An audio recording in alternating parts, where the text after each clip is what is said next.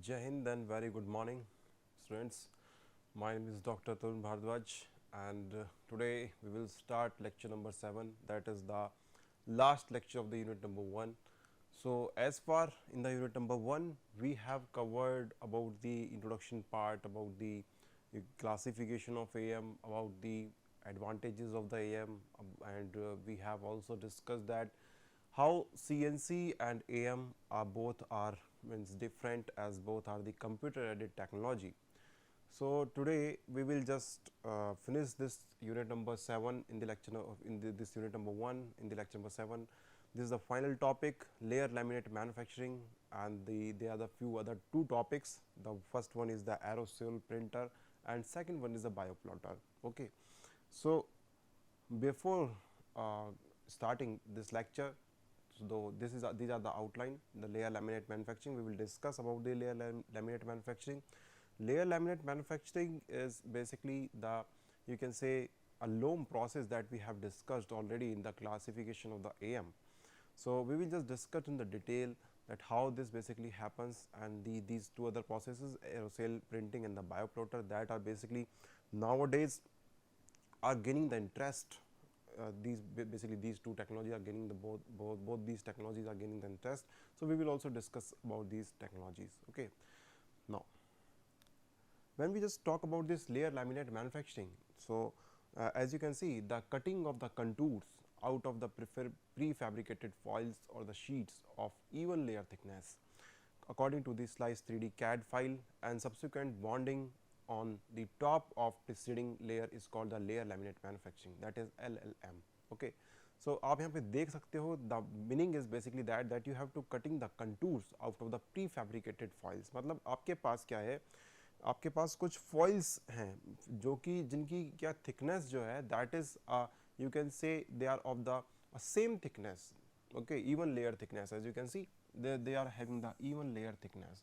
तो उनकी सबकी लेयर एक जैसी है लैमिनेट की, आपको उसमें से बेसिकली कंटूर को कट करना है.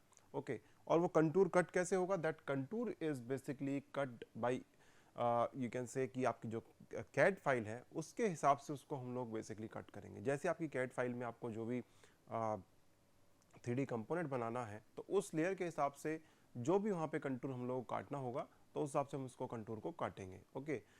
Then subsequent bonding on the top of preceding layer. उसके बाद क्या होगा, जैसे कि हम लोग 3D प्रिंटिंग में पढ़ते हैं, that subsequent bonding on the top.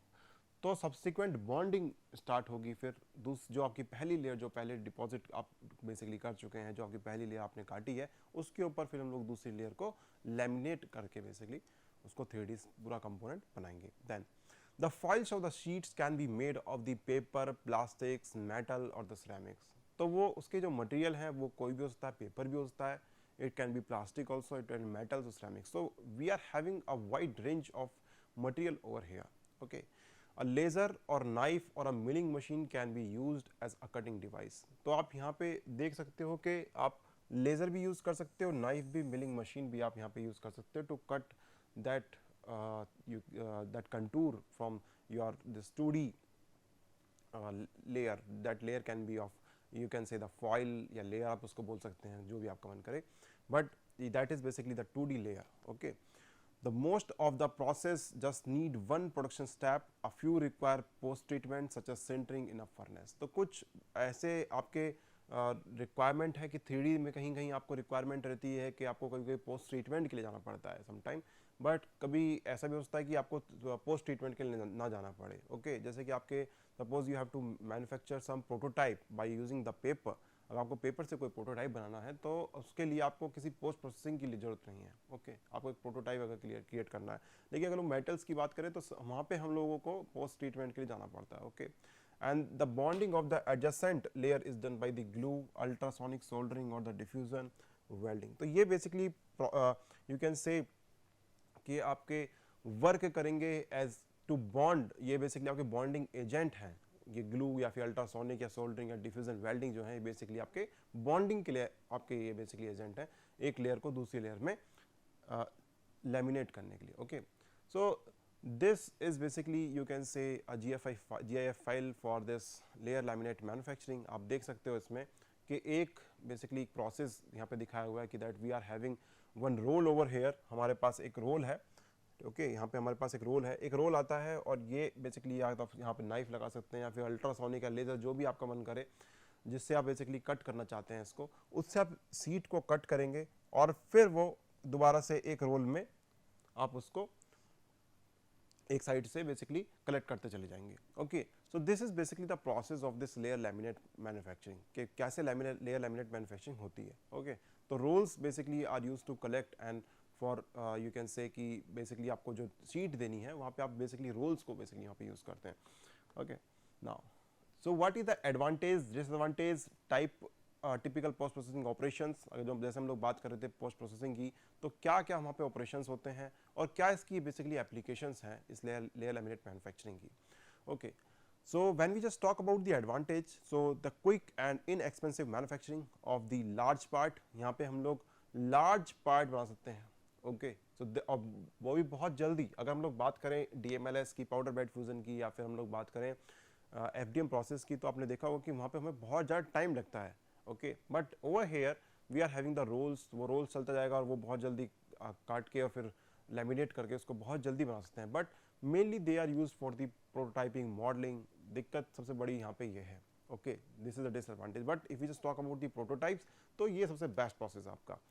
Now no support material needed, आपको यहाँ पे कोई सपोर्ट मटेरियल की रिक्वायरमेंट नहीं रहती है। जैसे कि हम लोग कोई ओवर हैंगिंग कोई कुछ 3D कंपोनेंट बनाना है तो उसके लिए हमें यहाँ पे कोई भी सपोर्ट मटेरियल की रिक्वायरमेंट नहीं है। Okay, and if we just talk about the disadvantage of this layer laminate manufacturing, so delicate wood like parts often with insufficient strength and the wooden part absorb the moisture, so ये कुछ disadvantage और you can say the limitation है इसकी। poor surface finish, breaking out of the part difficult and the difficulty with the internal structures and the undercuts, जो कि थोड़ी सी you can say कि एक main application है 3D printing की, कि we can just manufacture the internal structures and the intricate shapes, undercuts, but यहाँ पे थोड़ा डिफिकल्टी हम लोगों को रहती है उस चीज़ में। Okay, and if you just talk about the post processing technique, so the sanding, drilling, tapping of wood like parts, okay, sealing, painting, biolysis, infiltration, and this with the low melting you can see the alloys or the ceramic precursors, we will do that. okay, मतलब हम लोगों को उसको basically एक liquid में convert करके okay और फिर उसको सॉलिडिफाई करेंगे हम लोग। Then the typical application is basically in the concept modelling, जैसे मैंने आपको बताया, फंक्शनल प्रोटोटाइपिंग और the fabrication of metal, ceramics and the composite part, तो ये बेसिकली इसकी एप्लीकेशंस हैं। Now the oldest and the widely known AM LLM process is the laminated object manufacturing, जैसे मैं आपको बताया कि लोम सबसे ज़्यादा यूज़ होने वाली टेक्निक है। और अगर हम लोग मेटल्स की बात करते हैं तो हम basically ultrasonic additive manufacturing use करते हैं, UAM, जो बेसिकली टेक्निक मैंने आपको बताई थी। and it was originally developed by the Helicis USA, which is now the Cubic Technologies Torrance. Okay, so पहले इसका नाम Helicis था, but now they have just renamed that. Now this is the Cubic Technologies, and this machine as well as the similar one which was developed later by the Kinergy, okay, Singapore, and is no longer produced. अब वो produce नहीं करते हैं basically इसको। तो this is basic some history and you can say कि कैसे basically कहाँ कहाँ ये जो मशीन है डेवलप हो रही है। And however there are lot of these machines in the market and the company that provide services, maintenance and the contract manufacturing. Okay, so इस टाइप की बहुत सारी मशीन्स अब तो मार्केट में आ गई हैं। and the build material is the coiled paper of approximately 0.2 mm thickness, that is a very important part के जो इसकी thickness होती है that is of the 0.2 mm के आसपास होती है। On its down face it is coated with the glue which is activated by the heat during the recoating process। तो हम लोग यहाँ पे बेसिकली क्या करते हैं कि आपका जो glue है उसको आप बार बार एक्टिवेट करते हैं, ठीक है, ताकि वो solid form में न रह जाए। okay, you just convert that into the liquid or semi liquid state, and that after that you used to glue one layer on the another layer। okay, the machine consists of a build table that can be moved in the z direction and a mechanism to uncoil the paper, ताकि वो coil और uncoil के लिए हम लोग, जैसे मैं आपको बताया कि दो रोल्स हमारे पास होते हैं। okay, the position it on the build table and wind up the remaining paper on the opposite side। तो एक बेसिकली वाइंडिंग के लिए यूज़ करते रहते हैं और एक बेसिकली आप उसको एक अनकोइल होके वो पूरा आपका एक बेसिकली फॉइल आपको बेसिकली देता रहता है। ओके, और laser does the cutting of the contour, तो यहाँ पे बेसिकली लेज़र का आप लोग ज़्यादा यूज़ करते हैं for cutting that contour. Okay, that will depend upon the material कि आपको लेज़र यूज़ करना है कि नाइफ यूज़ करना है या फिर UM यूज़ करना है। Okay. So to build a part, the paper is positioned on the build table and it is fixed by a heated roller that activates the glue, and the contour is cut by the plotter type laser device that allows the adjusting the cutting depth according to the paper thickness. तो यहाँ पे हमारे पास क्या होता है, basically जो हमारा contour है that is cut by the plotter type laser device. Okay, जो हमारे कंटूर होते हैं उसमें हमारे बेसिकली एक लेजर डिवाइस है जो कि प्लॉटर, जो बेसिकली हम प्लॉट करने के लिए यूज़ करते हैं, इस टाइप का रहता है. और वही बेसिकली इसकी एडजस्टिंग डेप्थ जो है वो तो हम बेसिकली फॉइल की जो डेप्थ होता है वो उसी पे काटेगा वो, और उसी के हिसाब से हम उसको काट देते हैं. ओके, एक फ्रेम टाइप का लेजर कट भी हम लोग रखते हैं ताकि हम लोग उसकी बाउंड्री को सेट कर पाएँ. Okay, that will basically define the boundary of the part. एक लेजर कट बेसिकली हम लोग इसके रखते हैं ताकि इसकी बाउंड्री बन जाए, और एक लेजर रखते हैं ताकि इसकी हम लोग बेसिकली हम इसका कंटूर काट पाएँ. Okay, so it leaves the two paper strips on each side of the paper that enables the extending paper to be lifted and wound up by the second coil. Okay, so this is basically the schematic for this loam process. The material that fills the space between the contour and the frame that remain within the part and support it. It is cut into the square for easy removal of the paste this waste material. Okay, तो हम लोग क्या करते हैं, इसको square shape में basically इसको रखते हैं. ओके, ताकि हम लोग जो वेस्ट है उसको इजी तरीके से रिमूव यहाँ से कर पाएँ. ओके, यू कैन जस्ट सी कि यहाँ पे एक आपका लेज़र बेसिकली यहाँ पे लगी हुई है. तो ये लेज़र का जो काम है ये बेसिकली यहाँ पे ये गाइडिंग बेसिकली ये लेंस लगे हुए हैं that is use to guide the laser के उसको कहाँ बेसिकली पोजीशन होना है. तो ये जैसे ही यहाँ पे पोजीशन होगा आप देख सकते हो कि यहाँ इसने बहुत सारी नंबर ऑफ द लेयर्स यहाँ पे बना लिए हैं, और ये इसके लिए यू कैन से कि this is the build platform for this LOM process, जहाँ पे ये जेड डायरेक्शन में मूव करता है ऊपर नीचे, ताकि आप इसको 3D कंपोनेंट में कन्वर्ट कर पाओ, है ना. तो ये जैसी आपकी एक लेयर बनी तो ये फिर एक नीचे एक लेयर नीचे आ जाता है, फिर आपकी दूसरी लेयर बनी और इस पर ग्लू लगा, फिर ये नीचे आ जाता है. Okay, you can just see over here.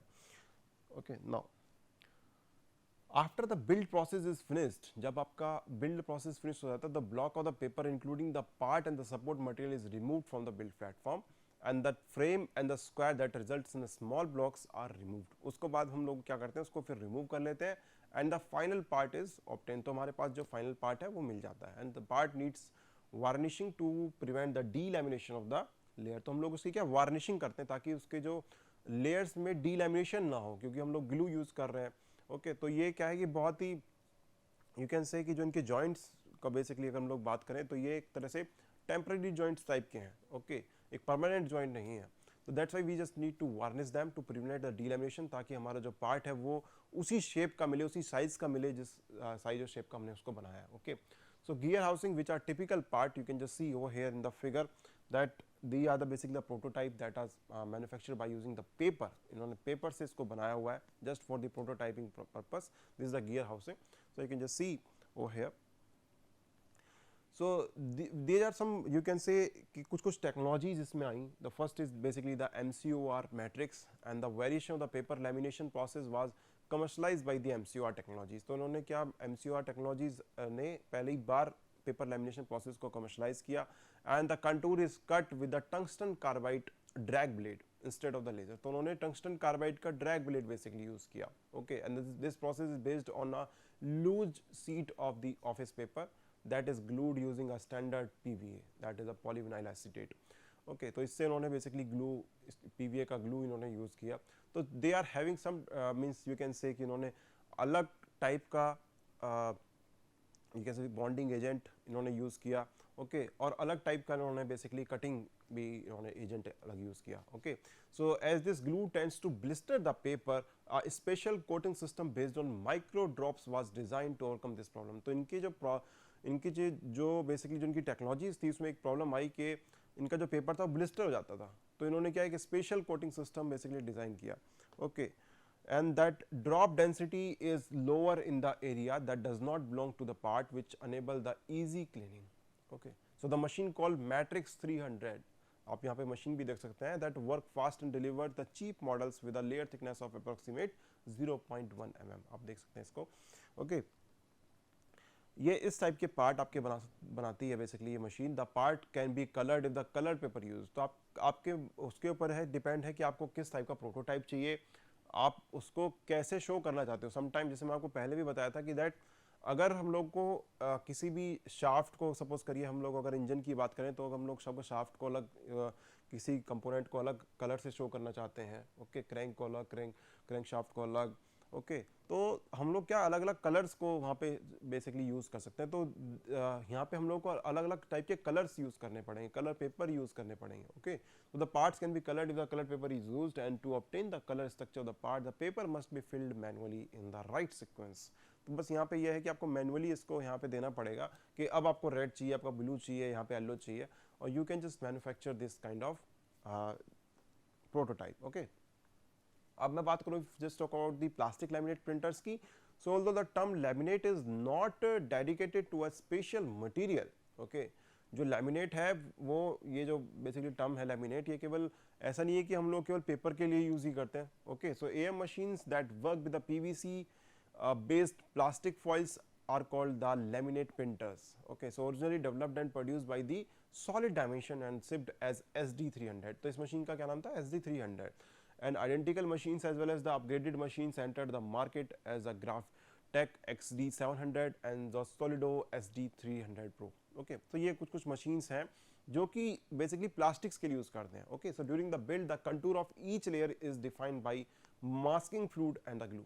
Masking मैं आपको पहले भी बताया था कि दैट मास्किंग क्या होता है कि जब हम लोग मास्क में किसी चीज को बेसिकली जैट कराते हैं, ओके, या तो हम लोग ड्रॉप करके एक एक जगह कराएं, या फिर हम लोग मास्क में किसी भी चीज को एक साथ इंजेक्ट करा दें, okay.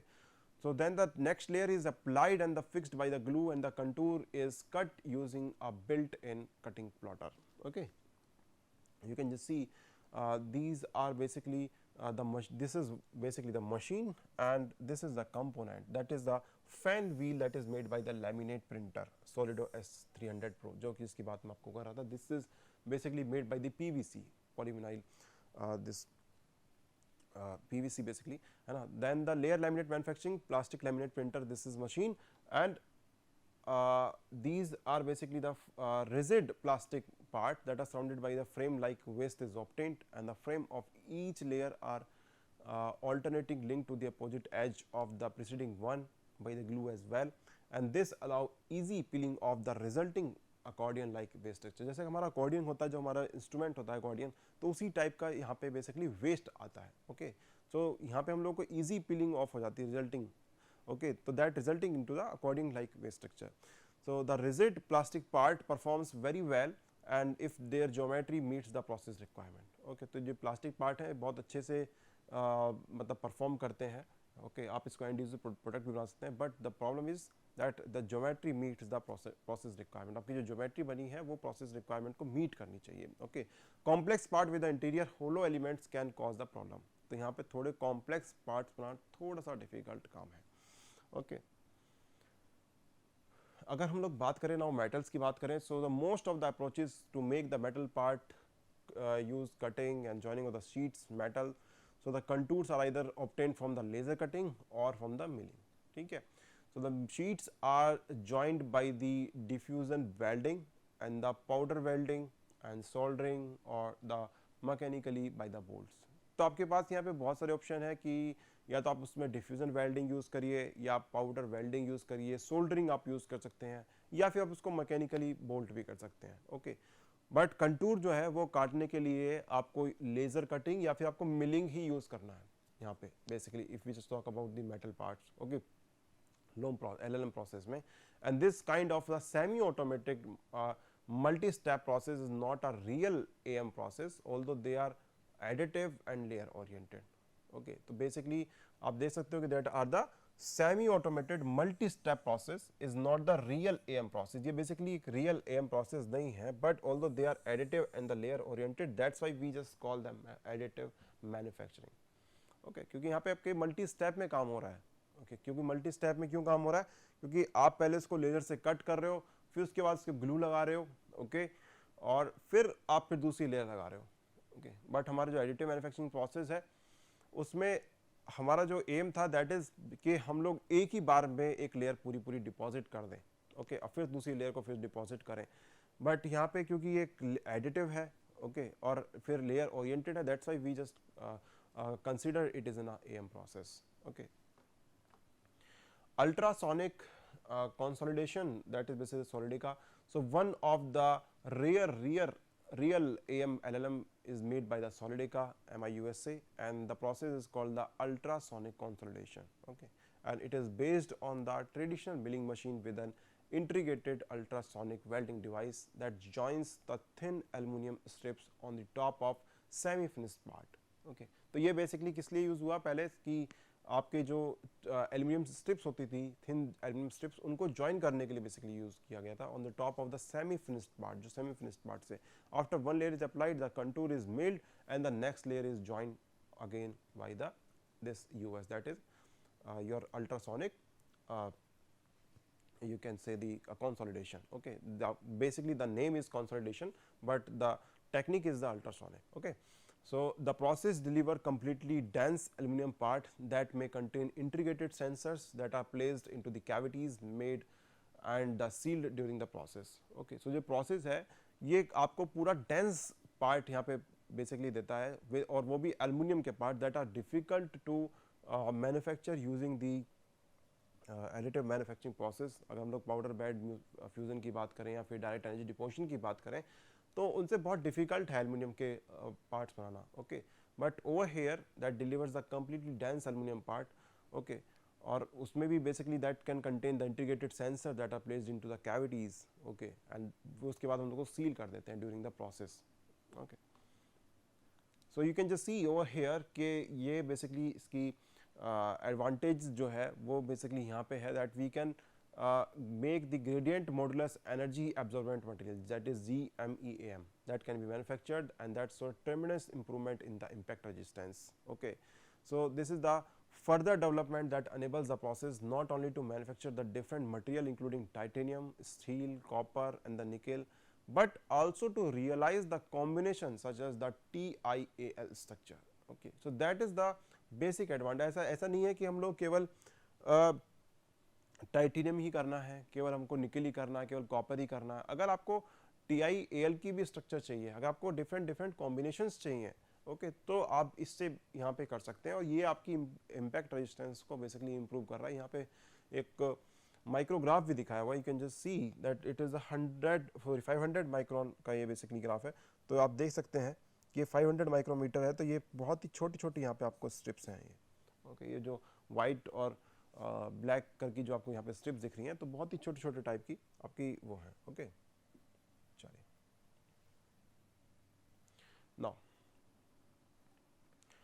Now if you just talk about the aerosol printing. अगर हम लोग बात करते हैं एरोसोल प्रिंटिंग की और बायोप्लॉटर की, तो first of the aerosol printing क्या है? It is a very interesting process with the high potential is called the aerosol printing, and it was developed and launched as a maskless mesoscale material deposition. So that's why we just called it is a M3D, okay, process, and it was you can say developed by the Optomac NMUSA.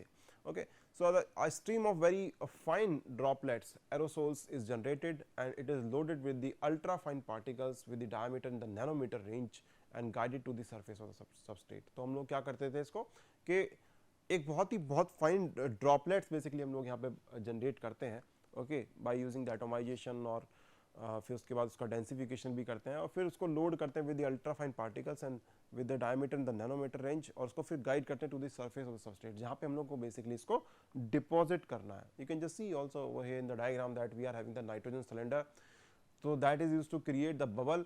और ये जो bubble है ये basically use होते हैं किसमें? Pneumatic atomisation में use करते हैं इसको हम लोग. ओके, और न्यूमेटिक एटोमाइजेशन में जैसे आप इसको यूज करते हैं, तो this is the virtual impactor we have over here.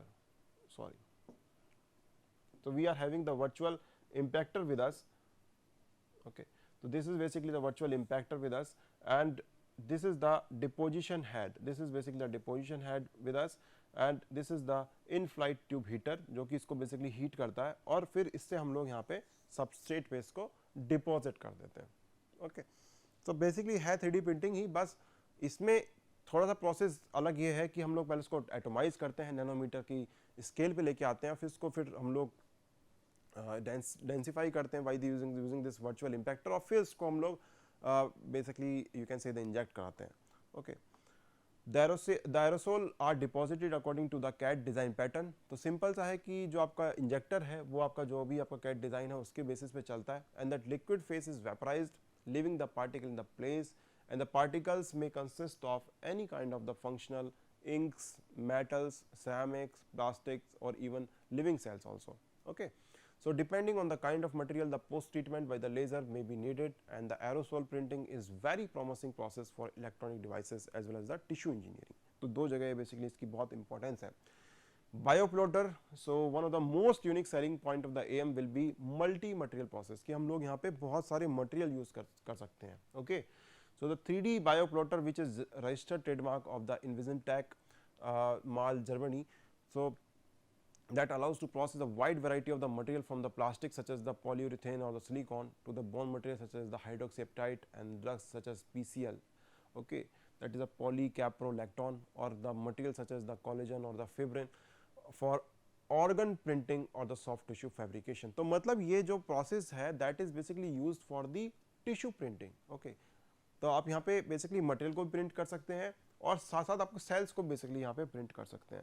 Okay, so up to the 5 materials can be processed using either a heated or a cooled dispenser unit that is operated by the 3-axis plotter. Okay, so depending upon the material, a system using different hardening process such as precipitation, phase transition, liquid to solid, or the 2 component reactions, some material need post processing such as sintering. तो कुछ आपके material ऐसे होते हैं जिनको sintering की requirement बाद में रहती है. Okay, so this is about the bioplotter and your aerosol printer. So thank you so much. So over here your unit 1 is completed. Okay, so we will discuss the unit number 2 in the next lecture.